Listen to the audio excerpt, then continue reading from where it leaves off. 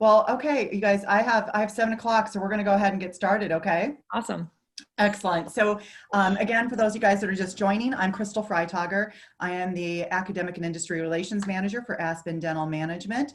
Aspen Dental Management, for those of you who don't know, we're a dental support organization, and we support the non-clinical functions for the 800 plus branded practices that are nationwide.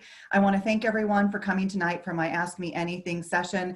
I have practice owners, Dr. Adrian, Dr. Joseph Fermonic, and practice owner, Dr. Krista Johnson. I want to remind everyone just a couple of housekeeping things. So first of all, there is a Q&A function at the bottom of your Zoom screen. You can utilize that tonight if you want to pose questions to the panelists.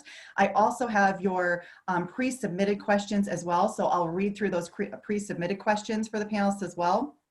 I'm hoping to get through all of those questions, but if you do have additional questions after tonight, you do have my email address, so please don't hesitate to reach out that way as well. And then also, I want to just remind everyone, guys, go ahead and engage in and put those questions in. I'll read through those and get those answered for you, and we'll do our very best to get through those. With that, again, I want to thank the practice owners for being on tonight, and I'm going to go ahead and let them introduce themselves and tell us a little bit about themselves. So Dr. Krista Johnson, I'm going to start with you. Do you want to go ahead and kick us off? Sure. Hello. Nice to virtually meet everybody. I'm Krista Johnson. I'm from Bismarck, North Dakota originally. I went to school at Midwestern in Arizona. I own 2 Aspen dental offices, one in Fargo, one in Bismarck. Going very well. I graduated 5 years ago, so I would say never would I imagine have been doing this after 5 years of graduation. Very busy, but it's all good. At home, I have 2 little kids, a 6-year-old, almost 3-year-old, and married to my husband, Jesse. That's about it. Awesome. Welcome, Doc. And then Dr. Adrian, you want to kick it off there? Sure. Yeah, absolutely. Hi there. I'm Adrian Fermonic and my husband, Dr. Joseph Fermonic. We graduated from Creighton in 2016. Got married 2 weeks after we graduated, and have been with Aspen ever since. Both of our first jobs out of dental school. We started in Des Moines, Iowa, working with Aspen, and wanted an opportunity for ownership and growth. And we relocated to Central Missouri, lived there for about 20 months. And then in January of this year, relocated to Kansas City. You've been busy. We've been very busy, yeah. And we have our daughter, Georgia, who's 2.5. Awesome. Yeah. Thanks so much, you guys. So let's dive right in and get to the questions. And then again, for the attendees that are on, I'm working through 2 screens so I can read off the questions that you're posing. So I'll be going back and forth between those screens. So just to kick it off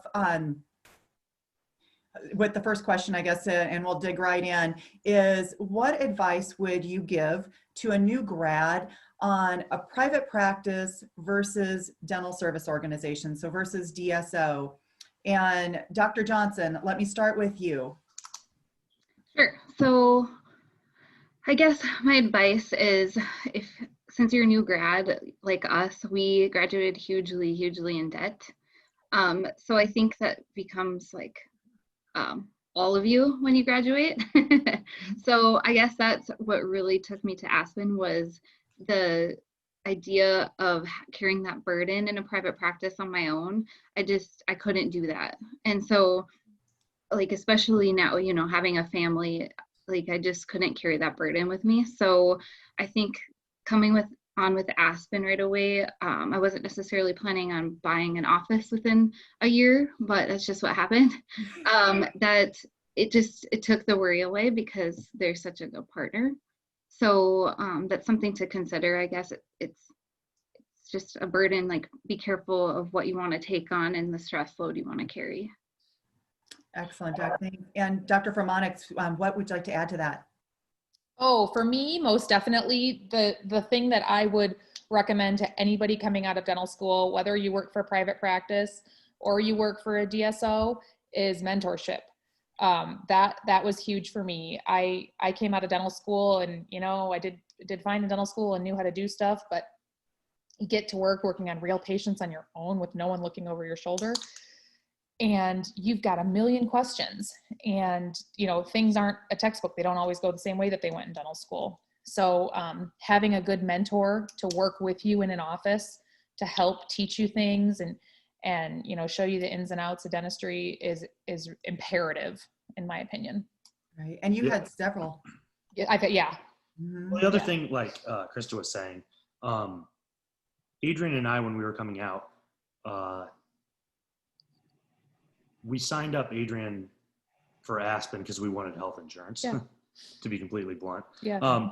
And then I was going to work private practice, and all the offers I got just didn't seem Very lucrative at all. Mm-hmm. And so I was going to so I ended up signing on with Aspen, and I was thinking I was going to be here for 3 months, and until I found a better option, or he Yeah. found a better option. And so 4 years later, Here we are. shipping all over the country for Yeah. Aspen. That's awesome. I love it. I had just got one coming in on the Q&A, and it says, did you start your own practice with Aspen right out of school? If so, how much was your student loan debt burden, and how did you finance the cost to establish your practice?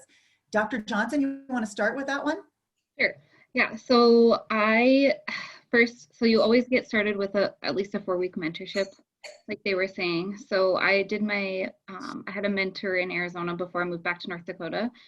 I ended up being the clinical director, which means I was the lead dentist at the office in Fargo when they opened, because it was a new market. So no, I didn't buy it right away, but about a year in, we started having like monthly meetings on what ownership would look like. And they were suggesting it because they knew that I was going to be profitable. So they give you like a few months or whatever you need until you're ready to go over those P&Ls with you and to look at like what you're personally ready for before you dive into any ownership. And then as far as debt load, I went to Midwestern, so I had a $503,000 in debt when I graduated, and they are guarantors on your loan for the practice, so you will get the funding if you want to buy. And it's a partnership, so they're not going to sell to somebody that they don't think is going to be successful, because they want to be successful and they want you to represent the brand, and you're not going to purchase if you don't think you're going to be successful. So you do it when the time is right. Awesome. Thanks, Doug. And Dr. Formonix, would you like to add to that on what your path was? Our path was a little different, I guess. We were in Des Moines for a year. So first, we both graduated from Creighton, and together we have had just over $500,000 of debt. And so then we were in Des Moines for like a year and a half. And so I had switched from 2 offices inside Des Moines, and I was going to buy my office in Des Moines. And then Aspen actually suggested that I move to Columbia, Missouri. And I'd never heard of Columbia, Missouri. Like I didn't realize what Columbia was. You are geographically challenged, yeah. Yeah, so I didn't know. And so my wife, or Adrian, was, I don't know, what were you, like 8 months pregnant? I was, yeah. And so we had just bought a house in Des Moines. Oh yeah, I was pregnant, and we decided that we were going to pick up and move to Central Missouri. So and we did. Our daughter was a month old, we moved to Columbia, Missouri. We lost $60,000 on a house when we sold it, and it was the best thing that we ever did. Mm-hmm. Like really, truly made it back 100 many times. Yeah, many times over. Yeah. So when we relocated to Central Missouri, we purchased the Jefferson City, Missouri office, and then Columbia, Missouri. And then 9 months later, Columbia. And then we just moved to Kansas City, and we're going to be purchasing. We've got 2 more in the pipe this year. Exciting story. I love it, you guys. So this one really talks to a little bit about when you started interviewing. So it really, when did you start interviewing for opportunities? You want to talk to that? And Dr. Johnson, you want to start off with that? Sure. Yeah. That feels like a long time ago. I think I had feelers out 3rd year, and then I started interviewing probably the summer before my 4th year, and then really got serious about it around spring break, if you get a spring break. sometime around there, I flew back up to North Dakota and had interviews. So it was probably about March. I think right around boards, like right after you pass boards, then I got really serious. And I think you signed right after that, right? Yep. Okay, excellent, excellent. And Dr. Adrian? I waited till the bitter end because I resist change. Like really, I think Joseph put in my application for Aspen because I was just like, oh, I gotta move. I don't know what to do. So it was the bitter end for us. He was in cahoots with a private practice doctor trying to figure something out. And I applied with Aspen, got a job right away. And yeah, worked out great. I would suggest starting earlier than I did, start looking around Christmas time at least, or, if you know someone who you think you want to work with for a couple years, or, you want to get in contact with the recruiter here at Aspen, I would do so in a timely manner. Let me ask thing is, this. like, you get the best opportunity. Yeah. Early bird gets the worm. Yeah. The earlier you do it. And like, if there's 3 great opportunities, they're typically filled first. Yeah. Yeah. Mm-hmm. And let me ask you guys this, because you're all practice owners that have hired on doctors. So with the doctors that you've hired on, have you hired on doctors before they've taken their boards and before? All of them. Yeah. And at what point, Dr. Formack, what point did you hire them on? Would it have been at the beginning of the year? Would it have been at this point, or do you remember? I do. Brett? I've done almost everybody before December, to be honest. Yeah. Of their D4 year. Because I typically go to midwinter. Yeah. And He's looking. Yeah, he's looking. I'm looking then, and we hired the Wens at midwinter. Yep, in February. Okay, excellent. Dr. Johnson, how about you? I think we were a little later. For North Dakota, I think we do a lot more recruiting. Yeah. So I think we hired, same time. It was between March and May, a little later. Excellent. And I just got a question in that I guess I can answer for them. And they want to know if there's any plans to open Aspen Dental in Wyoming or Colorado. And Colorado, I was just talking to someone about this today. So I can tell you that it looks like we have Loveland, Colorado. That will be Q1 of next year of 2021. So sometime between February and March. And then we'll have Westminster a little bit later. It looks like around the April timeframe. And we'll have Lakewood, Colorado. So those are the ones that are coming up in like the first and second quarter. So let me go ahead and get this one out. And then one more question for you guys that came across here. And it is, what resources does Aspen Dental provide to ensure a smooth transition into a practice fresh after dental school? Who wants to take that one? Okay, you're mentoring doctors here, dear. So, you do a 4-week mentorship in an office with an owner doctor or an MCD doctor who trains you and gets you rolling. So, he or she is there to support you daily and guide you through, treatment planning, treatment, problem patients, whatever staff issues, whatever you come across or you will come across. So really that mentor doctor is there to support you. You have access to your regional manager and your director and your recruiter to address any questions or problems that you may have through that transition time. Thanks, Dr. Formanek. Dr. Johnson, anything you want to add to that? The only other thing is, as you spend more time with Aspen, you also have a community. So that mentorship doesn't end. It's like you meet friends and you bounce ideas. Like right now with Invisalign, I have a group of Invisalign doctors that we run every day. We talk about cases together. So, because you don't just learn everything real quick in 4 weeks. We know that we're going to continue learning. And so I think that's been the most important thing to me, is to not feel like I'm on an island.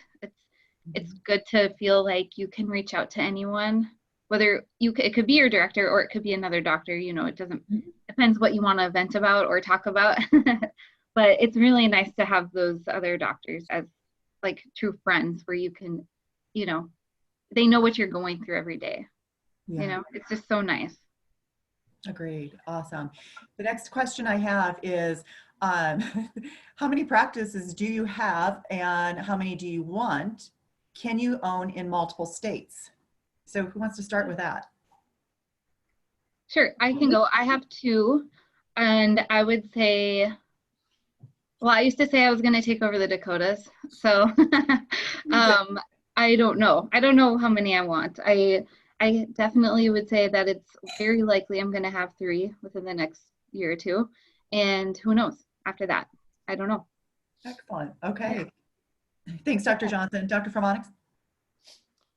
You can own in multiple states. Adrian right now is the LGP in Kansas, and I own in Missouri. How many do I want? So you could have 20 if you wanted, or 30, like if that was something that you were capable of doing.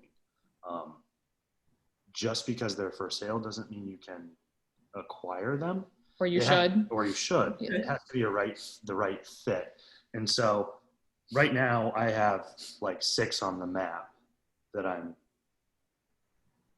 intending to purchase. And I'll either do 2 or 3 by the end of the year. I currently own 2, but at the same time, I've slowly acquired and I've made sure they were profitable. They were very profitable before I take over. And that you have strong staff in the offices. And so I'm in no rush because they're not. That's in your best benefit. Yeah. Yeah. Would you agree, does it, that it's also true that although you could be in multiple states, that it needs to make geographical sense? So Oh, Crystal, you know us too well. Yes, absolutely. It's in your best interest to live, I would say, probably within 2 hours of the offices that you own, because things happen. People get sick. People go on maternity leave. People put teeth in the sinus. Yep. And so sometimes you gotta help out. Yeah. So anywhere that, if it's not driving distance, you really just there's no sense owning it. That stress. Yeah. So right now I'm in Kansas City, about 2 hours from Columbia. And if there's any issue with either of my offices in mid-Missouri, it's a 2-hour drive and I can get there that day and resolve said issue. And quite often we don't have those issues because Joseph has very well trained our partner in the Columbia office and our managing clinical director in the Jeff City office. They're both really strong. I know there's a question, since you brought that up, that I saw on here about partners. So do you want to talk a little bit about that? And I'm sure it is, do you have to have partners or do you have partners? So Doc, I know you just brought that up. So you want to talk a little bit more about partners and the importance of that, or how you feel about it? Yeah, so you don't have to have a partner. Partners are an option. And there's somebody who, it's typically the managing clinical director who buys part of the office. So they pay for part of it, and they also get part of the profit of it. And with that, you have somebody who works in the office who has a, financially vested interest in its success, and can be a really great way to have longevity in keeping doctors there. Mm-hmm. And it's also every pot has its own lid, and just because it sounds great that I'm going to be an owner, there's unique challenges that arise by being the owner, and some people are better suited to being a partner. My partner in Columbia makes 3 times as much money he would currently as a partner than he would as a sole owner. And so financially, it's way better for him to be a partner. You can be a partner in more than one location. You can be an owner in more than one location. You just have to find what your role is. I work every day, in various offices, and Adrian works 2 days a week. So there's kind of basically a lid to every pot. So you just got to find the right fit. Yeah. Right. I have one more addition to that, and they want to know, is your partner a 50-50 split with you in the practice? No, I typically remain in control. Majority owner. Most owners do. Most owners do. There's a reason that the office is running so well, and it's typically set up by that owner. Excellent. And And I guess I would just add to that, that across the Aspen network, there's several large owners that have several partners. So that's definitely the norm, right? Oh, Yeah, for like sure. I intend to partner in every one of my offices because it's better for the other dentist. It's better. Everybody wins. Everybody wins. Excellent. And Dr. Johnson, you want to share your thoughts on partnership? Sure. I do not have any partners, but I only have 2 offices. So I feel like for me, it's not really, until I start growing, it doesn't seem logical, because I think like right now I can be a really good mentor, because I feel like I'm still really mentoring my MCD in the one office. So for my personal benefit to partner with her, I don't see one, honestly. So right now I'm perfectly happy just being the owner of both offices. Yeah. And the more offices I own, then yeah, like if I bought a Grand Forks office or, something further away, because for me, geographically, 2 hours isn't doable. I'm 200 miles away, between Fargo and Bismarck. But so for me to partner, if I had more offices, I think that would definitely have to happen. Yeah. And I think the important part is that ultimately it's the practice owner's decision on if you're bringing in a partner and when you're bringing in a partner and at what percentage you're bringing a partner in, right? And honestly, my clinical director right now is perfectly happy. Like she's happy, I'm happy. She doesn't want to be an owner. She understands that coronavirus happened and she's really glad she's not a partner. And so like I was talking about burdens earlier, like she loves the money she's making as a clinical director, and she doesn't feel a need to do more. So excellent. Yeah. And let me clarify for everyone too, the MCD that we're talking about, or the clinical director, that is the lead dentist in the practice. So we call it an MCD, or a managing clinical director. Excellent. So I've got a couple more questions in, and this one's to Dr. Johnson.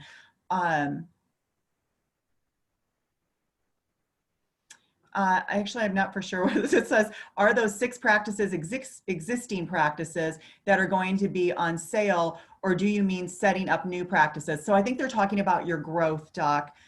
So it says, are those 6 practices existing practices that are going to be on sale, or do you mean setting up new practices? So overall, could you talk to your growth and what you're thinking in terms of growth in the Dakotas? I think that was to me.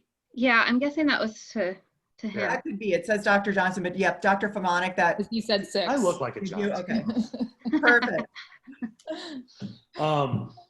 So of the practices, when we moved here, there was 4 2 or 3 that were maybe in the Kansas City market. And then, so I will be purchasing 2 of them that are existing this year, and either a 3rd one that's being currently built. And then the rest of them haven't been built yet, and I'll acquire them as they're built. But you can do it either way.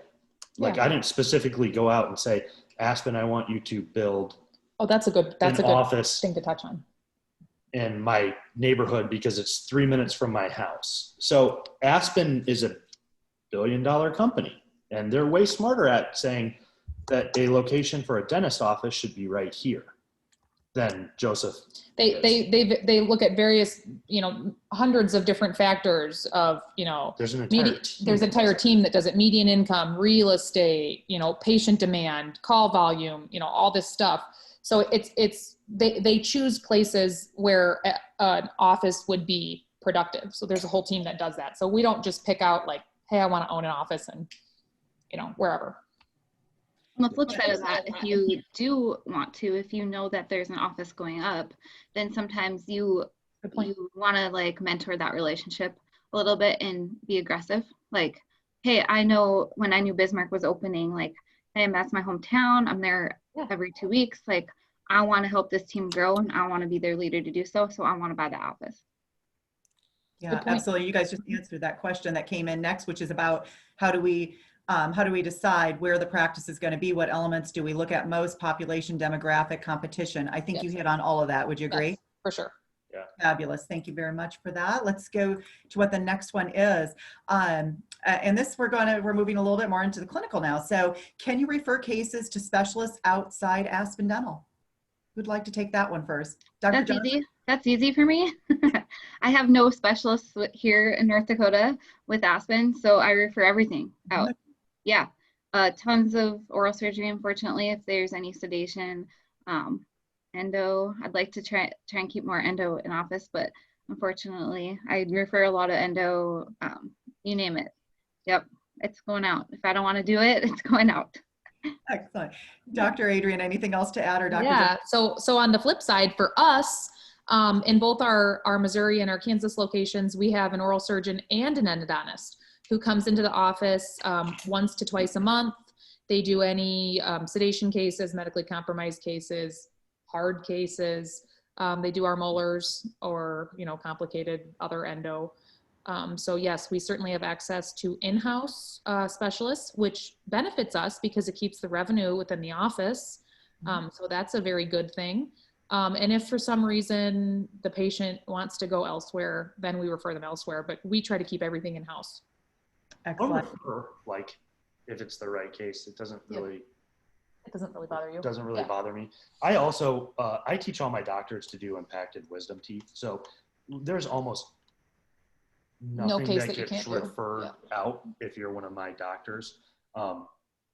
Either I'll just set up an entire day of impacted wisdom teeth, and I will work an entire day with you, suctioning and telling you where to cut, as long as you're comfortable with that.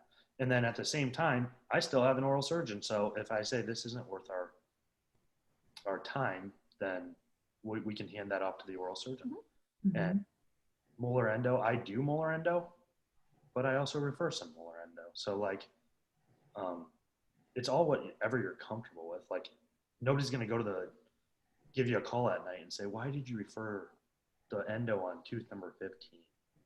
You could have sent that to Bobby at the Aspen Dental in Bismarck. You're free to do whatever you want. Yeah. And while we're on this, since we're on specialists and outside, I have questions on implants. And do you guys, both of you or all three of you, do implants? And how often would you say that you're placing implants? So who wants to start with that one? Go, Crystal. I bet that guy over there is doing implants. We do not do implants yet. That's my goal for 2021. I will be doing implants. We are getting a CBCT by the end of the year, but that's the goal. That's my goal. And Aspen is on board, and they're training, and they've got hours and hours of CE that we're doing. And yeah, no kidding. So yes, we will be placing implants, but no, right now I'm referring out, but we're restoring implants, of course. So on January, I bought cone beams for all my offices.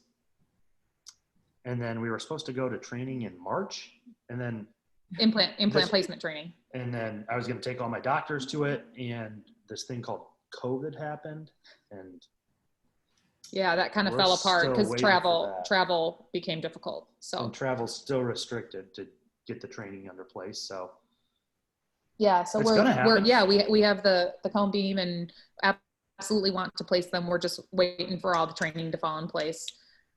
So what will that training look like? Can you share with that? You said that you were getting ready to go to training. So Aspen was actually setting it all up for us. Yeah, it's all within Aspen. We got the cone beam installed. We did training on how to do the cone beam. There's some special programs on the computer that had to be installed, and we had everything ready to go. And then there was an at-home course. Everything was ready to go. 40 hours of training was a lot. And then coronavirus hit, and we can't travel now. So we're just waiting for the hands-on portion. Yeah, the hands-on portion. We have everything. And when you do the hands-on, Doc, when you're doing that, do you know what you'll be placing? Is it live patients? Are you placing so many? I don't know how many, but from what I understand, it's live patients. And I thought it was like 30 or 40 in the weekend or something. Know. You're just placing implants for, I think it's like 3 or 4 days, and you place implants for 8 to 10 hours. Oh yeah, that's what it was. Yeah. Big long days. it's Of long days, extensive but like courses. all you're doing is throwing implants all day. So like when you leave, you have it all planned out. And I didn't know you threw implants. Sorry. Sink Sink them. And then Aspen actually has the software where they print out guides for you. Yep. Nice. Based off your CBCTs that we bought. We bought the Nice. brand new Yeah, CareStream. CareStream CBCTs, and we have a program that goes with it. So it's pretty dang easy. Like from what it sounds like, it case plans it for you, tells you what implant to use, prints you out a 3D guide.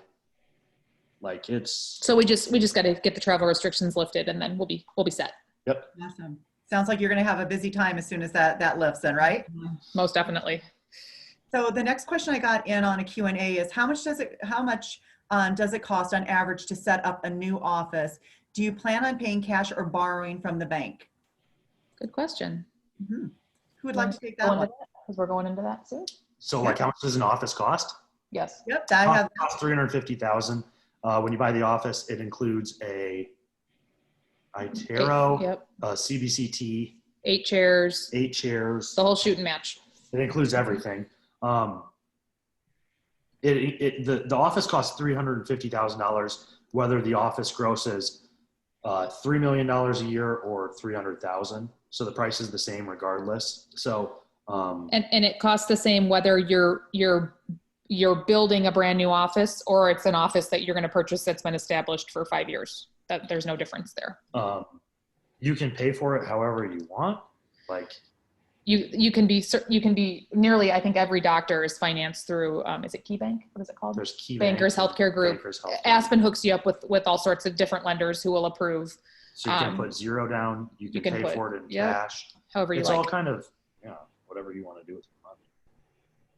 Excellent. Dr. Johnson, anything you want to add with that? They hit all the highlights? Yeah, they make it super easy. You really don't have a problem getting lending. So especially when you have a guarantor like Aspen. So Yeah, absolutely. I would probably venture to guess that 99% of people finance the $350,000. I mean, with the good rates you get there, it'd be silly not to. Yeah. So like I would never pay cash for an office. I mean, when you get the rates that we get. Yeah. It doesn't make sense to not Finance pay it. for it. Yeah. Excellent. The next question that I have is, what is your schedule like as an owner, and how is it different from a schedule for a lead dentist? Who wants to start with that one?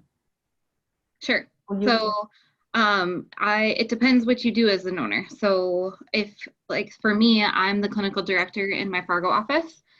So my schedule is the same as my associate schedule. And then which is the same as my MCD in Bismarck because we have our hours the same. We're a little bit set back right now, I guess, with staffing in North Dakota. So last year it was a lot easier to find hygienists, for example, especially post-COVID. So I did run an expanded hour model. So we did do some split shifts between me and my associate to give access to care to those who need it. So what that looks like is we had a couple days a week where we were open 12 hours a day. And so that allowed us to really give patients no excuse not to get in because they could come before or after work. And then also it just allowed us to fit in that many more patients, especially new patients, because we are seeing 10 new patients per day in both of my offices right now. And I'm almost 12 days booked out in both of them for new patients. So, I mean, really, it just depends. It just depends. And then of course, if you're an owner, if I'm traveling, then I'll just block my schedule and I'll go to Bismarck, so you just have that control over that if you're an owner. And then if you're an associate or a clinical director, you'll work that out beforehand, what those hours would look like. But I will say it is nice to have somebody who's flexible and wanting to grow with the company because the opportunity is really great for those that are going to be flexible with hours and expansion and access to care. Yeah. That's really what we're all about too, so. Dr. Adrian or Dr. Joseph, anything to add for that? He said, word. That's what he said. Yeah, I mean, I think overall, I think it's a probably safe blanket statement to say that whether you're an owner doctor or an MCD or an associate, you work full time as a dentist. Most of the time I have an odd situation, but you work, Monday, Tuesday, Wednesday, Thursday, full days. Friday is typically 8 to 1. Some offices are 8 to 5 all week, just kind of depends. But it's for the most part, whether you'll be assigned to a certain office or you'll be afloat, but you'll work in an office full time, all week. I think when I read through the questions, do you get vacation? Yeah. You get 2 weeks of vacation, depending on when you start. It depends on if you start, I think, after July, or regardless, you have 2 weeks of vacation, and then all of our observed holidays. And then, if you need additional time for emergencies or illness or whatever, typically we can always work something out where there can be coverage for you if you're not going to be there for whatever reason. Excellent. Thank you, Doc. I have a question that came in, and it says, in terms of profit breakdown, roughly what percentage of the total profit is derived from operative procedures? So they have from pros, removable, fixed, orthodontics, extractions. So looking at the percentage of your business that comes out of each of those categories, it looks like. Last month for one of my offices, it was $80,000 of dentures, $127,000 worth of dentistry, which includes extractions, crowns, fillings, and stuff like that. Yeah. And then it was $40,000 from hygiene. Another office was $76,000 from dentures. I want to say like 145 from dentistry. Who's that? Brett, you had 275. Yeah. So yeah. Would it be fair to say that the denture business is in the high 20% to 30% of your business on a monthly basis? It all depends. My Jefferson City office, they did like $40,000 worth of dentistry and hit $240,000. Mm-hmm. So they're doing dentures. I did 80,000 and I hit 240. So I don't get it. I did $40,000 more in Yep, I get dentistry or dentures than they did. So, geez, it's a lot. It all fluctuates too. Like, I would tell you, guess what? Extractions and dentures are our bread and butter at Aspen. Like that's with 100% of doubt. If you want to do veneer preps all day, this probably isn't the perfect place for you, and that's okay. Like, I wouldn't want to lie to you and say that's what you're going to be doing because you're not. Do I do veneers? Absolutely. I do veneers every month, but it's by no means the majority of your business. It's not the majority of my business, and that's not what I'm looking for. It's the same reason that like Krista says, I refer out my endo. Like, that's really not the core of our business. If that's what you want to do, go ahead and do it. But we have a doctor who likes to do a lot of endo, Nicole? Some doctors like to, yeah.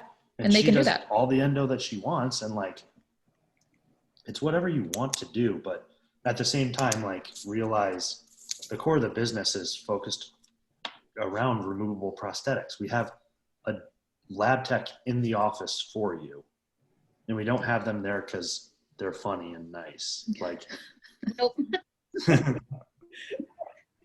Like, you're not going to go to dentures are a bit moral of his story. You're not going to go to another office that has a lab tech in it. Moral of his story: dentures are a big business. Yeah, like our patient base is the underserved, like patient in pain. I need my tooth out now, and by the way, like you might need 30 other teeth out too. You didn't know you needed dentures, but you really need dentures. Yeah. Or like you have perio. Perio. Like there's restorative. Oh, for sure. Crowns and fills, huge. I have a couple other some private practices in Fargo that will have referred surgeries to me. Mm-hmm. It's super weird. It hasn't happened a lot, but it's like, and it's all perio. It's like, why wouldn't you take these teeth out? Totally easy, right? Yeah, and it's just because they don't want to do dentures. Oh. Because because it's a lot harder if you're in private practice to do dentures. Mm-hmm. Before like send out for the wax pipe block. You got to send out for the wax. Let's mail it out. Let's let it melt in the heat. If you're for 2 weeks, Georgia, wherever you are. If you're, and it's just like so easy to do dentures now. So yeah, having it in-house is definitely easier. So we've been all around this, but I think this is a pretty, well, hold on. I've got another question on the dent. So let me stay on this first.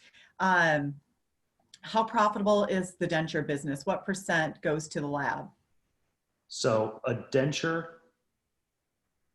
my top of the line dentures cost me $13.40 of material, and I sell them for $1,800 an arch. And then your lab tech salary, Wages. like that's Yeah. it. $30 an hour, Yeah. and it takes him an hour, 2 hours to do every step of a denture. So it's very profitable as well. Very profitable, yes. Absolutely.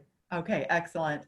And I think we answered this one. So the next one I have, and I know you guys have been around this quite a bit, but it says, if I want to own, or I want to own 2 to 3 practices, what advice can you give me on how can I do this the quickest? Who would like to take that? I think doing it the quickest is a dangerous mentality. Okay. I came out of dental school. I was trying to convince Adrian to buy a private practice before we graduated, like 8 of them. And then I ended up at Aspen. What do you mean 8 of them? We went to Raw. We tried various different practices, not buying 8 of them. No, we tried to like buy a private, because I'm very gung ho. And then I went to 2 different practices in Des Moines, and I wanted to like buy each one. And every time like there was a reason to hit the pause button. So here's the other thing. You know, you can be very, very financially profitable working for Aspen, buying an office for $350,000, whereas the private practice that we looked at where we could have made similar money, they wanted like $2 million for it. So buying a private practice, and I'm sure there's many wonderful things about them, but the doctor who owns it has built it for how many years? It's their pride and joy, and they want a lot of money for it. You know, and I could easily own 5 or 6 Aspens right now, and I don't, for the reason that you can't run until you can walk. Yeah, and I'd say my advice for that is like, this is a very mom answer because I'm a mom, but the quickest way to own an Aspen is to work your butt off. Like, come out of school realizing you just got out of school and you don't know everything, and you have to be a good partner for Aspen for them to want to work with you. Yes. So you show them that you're a good dentist first and foremost, that you have your patient's best interest in mind, and that you can understand the business and that you're willing to work for it. Because I will tell you, like, when I first started working, there was no such thing as a work-life balance, like those first few months, because I was opening a new office and I didn't have the mentor, unfortunately. I mean, I had a mentor, but he was in Arizona and I was in North Dakota. And so, like, they recognized something in me before I did. So you have to just work hard for it. That's it. Great answer. Really good. Yep. Yeah. I have someone that wants to know, how do they go about scheduling a shadow date with you? That would be, I would contact Crystal, and Crystal knows me she knows how to get a hold of me about any way. So, or Joseph and Dr. Johnson, she's got all of the contacts. I'd be more than happy to do that. And Dr. Johnson, you're having people shadow at this point too, right? Yeah, for sure. Yep. Excellent. Let's see. Is there, okay. The next one is, how do I get student loan repayment, and do you offer it for your practice? Who'd like to start with that one? Do you offer student loan replacement? So first and foremost, student loan repayment is typically only offered for basically areas in which it's more difficult to get a dentist to live. We offered it in our Jefferson City location because it was hard to get a dentist there. And we offered it in Columbia too. And so, because those were more difficult areas. Here in Kansas City, where we're at, we've got, for lack of a better term, dentists coming out of our ears. So people want to live in Kansas City. So no, student loan repayment isn't an option here. But at the same time, I've given $20,000 sign-on bonus. Yes. Yeah, you get a nice sign-on bonus. So yeah, and my goal is to make it so that it's more profitable for you to work with me as a partner than any amount of student loan repayment would be. Ever get. Mm-hmm. Excellent. And Dr. Johnson, how about for you guys? So right now, like, it's not, anything's negotiable, honestly. Like, it just depends. If that's what's important to you, student loan repayment, then yeah, you'll probably could negotiate student loan repayment, but recognize other opportunities. Like, if you make more money, you can put more towards your loans. So Right.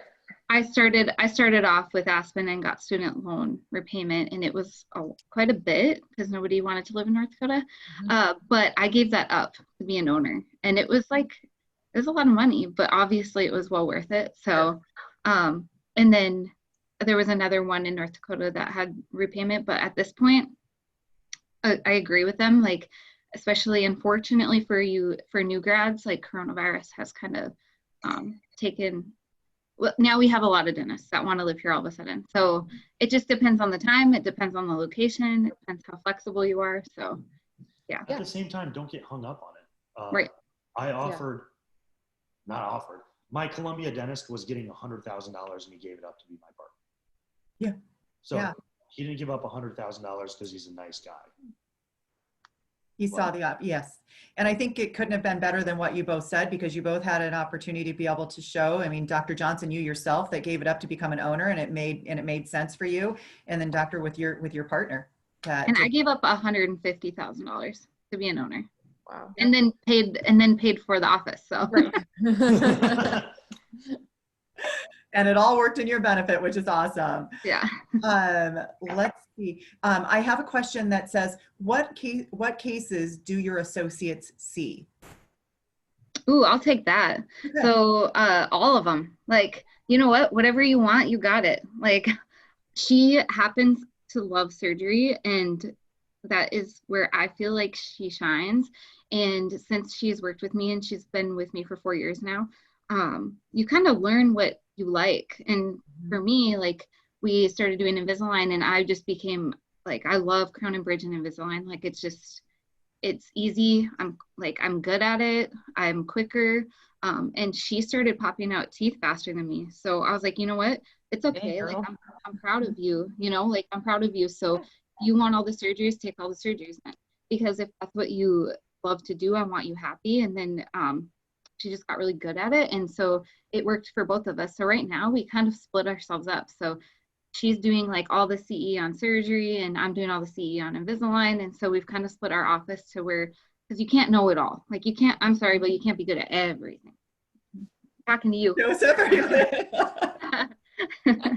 But no, maybe you can. I don't know. I can't be good at it all. So I just like, I feel like with my time that I need to do CE, like I want to do something that I really love. And so, yeah, we let her, like, she does whatever she wants. If she comes in if we go in tomorrow and she's like, ooh, I don't feel like these fillings, this girl, I think she likes you better than me. Like, we'll just swap. Just do whatever you want. Flexible. You know? Yeah. Mm-hmm.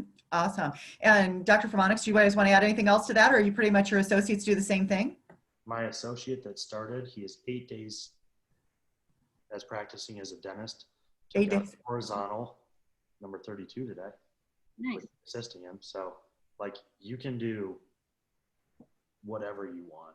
Like, I'm not very picky. Excellent. I think that's great. So I'm going to switch gears here because I have some questions on just around COVID and how COVID impacted the practice. But in particular, I have like one that says, how has COVID impacted the practice? But another one really close, so maybe we could tie these together. Did you have to lay off any of your associates during COVID?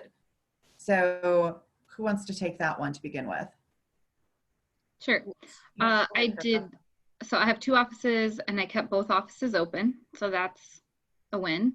But I did furlough my associates. And I don't know. I mean, as soon as we could, we brought them back. Even though our office wasn't like necessarily fully open yet, we supplied them with hours upon hours of CE. And as soon as we could, we brought them back. I mean, I had to furlough most of my team because we were only allowed to see emergencies. So I think the silver lining and the good thing is that I got to keep both of my offices open, and it worked out in the end. We got to provide access to care for all the patients, because I swear to you, like, every dentist closed in the whole city of Fargo. So there were some days where I was running, Yes. like seeing with some Lawrence. emergencies. Totally. Yeah. And same with Bismarck, like they were busy. But yeah, unfortunately we had to, like, it was too scary to take on that kind of salary without furloughing them. So, but we brought them back really quickly, especially compared to like some of my friends that are in private practice who are actually laid off. So, I mean, who are actually let go. So you are back, I was gonna say, because you are back now and everyone's back, or? Everybody's back, and we've actually expanded. Like we've hired, I mean, I'm at least 6 full-time employees above headcount compared to 2019. So the business is growing. I just hired that other doctor, which goes to prove like even in the midst of this, like we're still growing. And I think that's something really like that you should look for when you're looking, at joining a practice is their growth year over year. And so that's something I'm really proud of. Yeah, absolutely. And Dr. Adrian or Dr. Joseph, what did you want to add to what you guys did? Did you do anything different? We did not like. We didn't shut down our offices. Yeah. We didn't. We were emergency only, but kind of like Krista said, we had patients coming out of our ears. Yeah, we didn't lay anybody off. We had one associate who was furloughed, and of course the teams were down to a skeleton staff of a dental assistant, a front person, and a doctor, because we were doing emergency care only. That was only like a month. And then we brought everybody back. Well, not all the assistants back, but all the doctors right away. Yes. And like Krista said, CE was provided. Adrian, you did virtual. I did virtual care. Like telemedicine. Yeah. Teledentistry. Mm-hmm. Okay, so you provided teledentistry as well, so virtual care. Yep, sure did.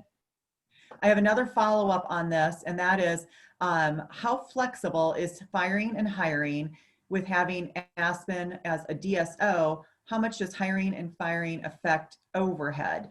So who'd like to take that one on? Joseph. How much does hiring and firing affect overhead? Oh, do you mean like, so most of our staff is a shared expense? Is that what they mean? I think so, yes. So we split wages with Aspen on the P&Ls. So all employees are a shared expense except your doctors. Right. And the owners would pay their doctors' cost then 100%? Right. Okay, Yep. Let's see. And then how flexible is firing and hiring? So do you want to talk about with your own PCs and how you handle your hiring and firing? I fired one person in 4 years. Like, for the most part, you don't have to I can't think of do what it that. was. Okay, I yeah. think you just be as hands-on as you want to be. So for me, like, so I tell my staff like this, you're my family away from my family. So I really like to be involved. But if you don't want to be, that's what you have Aspen for, is for that management. So like personally, I enjoy sitting in on interviews and hiring, like I really enjoy that. But my MCD in Bismarck could care less. Like she's like, you know what, I trust you, hire whoever you want. So it just depends what you want. And then as far as firing, yeah, I agree. Like we set very, like we have reasonable expectations as when we come to work. It's just like everywhere else. And I think I'm with you guys. I think I only had to fire one person, but it was like he didn't show up to work. Yeah, right. You know, it was, and it wasn't clinical staff. I don't think I've ever had to fire clinical staff. So you're talking about your practices as a whole. You, Dr. Joseph, Dr. Adrian, you have one, and it sounds like you had one as well, and it was mostly around attendance? Usually. 100%. It's usually attendance issue. Let me see what I got. Okay, good. We got that one answered. And then the next one I have is, let's see, we've got about 7 more minutes here. So let me see if I can get a couple of these good ones out that we haven't answered. Can you sell back, or do you sell back your practice to Aspen if you want to retire? Or can you sell your Aspen practice to a dentist that does not work for Aspen? You know the answer to that one? You can sell your practice to whoever. If they're not in the Aspen network, they'll have to go through a committee to get approved. You can sell your practices for $1. You can sell them for $10 million. It'd be a lot easier for me to sell all my practices to Krista, or Krista to sell them to me. Because you're already an established other owner. But it doesn't make sense for me to own Krista's, and it doesn't make sense for her to own mine, because it's too far away. Yeah, I Unless, think like we said before, it's a partnership. And so if you want to work for Aspen, you have to make sure Aspen wants to work with you. So Mhm. unless like you get the company jet. Let me get on this because someone will probably be disappointed if I don't answer this or get this question answered. Does Aspen give 1 or 2 year fixed salary contracts? So who wants to cover just around the lead doctor or the associate doctor's compensation model? Because it looks like it's really around the compensation model and understanding that we're an offer, we're not a contract. Anyone want to handle that one? Yeah. There's 2 roles, the MCD and the associate role, and the base pay is roughly around $600 per day for each person. And I don't believe that there is a contract that is a fixed amount that this is only for a certain amount of time or anything like that. And then you have a bonus on top of that. For the associate, it's 8 to 10%. And for the MCD, it's 16 to 20%. That's just good. And that is the pay. There's not really such thing as at least I'm not aware of, like a merit increase, because really your merit increase is your bonus. So how well you're doing and producing in your office directly affects your pay above your daily draw of $600. But then your merit increase could be partnership or ownership more than in any other salaried position. Yeah, absolutely. Dr. Johnson, do you agree? Anything else to add for that? I agree. Yeah, I think you covered it all. Excellent. I have another one here that it says that they want to know, and I don't know that I've actually asked this yet, but is it better to go into a Gpr program before starting with Aspen? I didn't go to Gpr, but I would say of those people that I've met that have, like, no. I don't think it's helped. I don't think it's helped. Like, I've trained 4 or 5 doctors now, and some of them were out of school for 2 minutes, and some of them were out of school for 15, 20 years. And I could never tell one from the other if they did a Gpr or not. My best friend did a Gpr, and he personally has told me it was the biggest waste of time. I guess I don't know why you would do that if you have the mentorship you need from another dentist anyways. And then the patient volume, we can see, you have to look at it as an opportunity to learn. Because, like, again, we're not like bashing private practice or anything, but my friends that went to private practice, like the amount of patients I saw my first year compared to them, it's like, consider Aspen a Gpr, like. Yep. And the other thing is, like, a Gpr is for hospital-based dentistry. And so unless you plan a lot of it is, not all, but many. The majority of it is hospital-based dentistry. So, like, if you plan on doing hospital-based dentistry, it's probably a great move, but most of us are going to work in a private practice or at Aspen or wherever else. And then I have one last question. And that is, let me pick a good one here for us. Let's just go with this because it's a lot of dental students that are on. What advice would you give me, would you give a dental student to help them to better prepare for their professional career? Let's end on that one.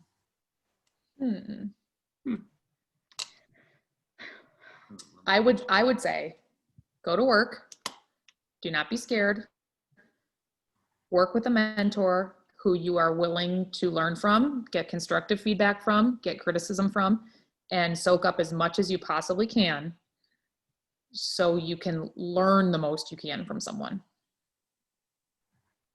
Most definitely. Good advice. Joseph would say dive in. He just dove in. Learn from his mistakes. Everybody makes them. Yeah. I agree with you. I think I said that earlier. Just don't expect to know everything. Totally. Like, just don't, because it's so, I don't know. It's humbling, dentistry is humbling, and just know that it's not just you. Like, no matter how long out of school we have been, like, that we get humbled too. So just know that we're a team, like a team of dentists, and we are in it together. and just always look at it that way, you know, because we can set ourselves up with each other or against each other, and Yes. that's been a real eye opener for me, because I always thought, like, coming out of school, like I was going to be welcomed into this community that was like, oh, another dentist in North Dakota, like we're going to be friends, and it's unfortunately was not that way. So luckily I have found my tribe, and I'm just leaning into that. So Awesome. What a great way to end. You guys, great advice to end on as well. I appreciate all three of you being on so very much and taking this time. So again, thank you very much, doctors. And you guys have a good night. Stay safe. And I'm sure I'll talk to you guys all soon. Take care. Great. thank you. Thank you. Good Good night. night, guys. Bye. Bye.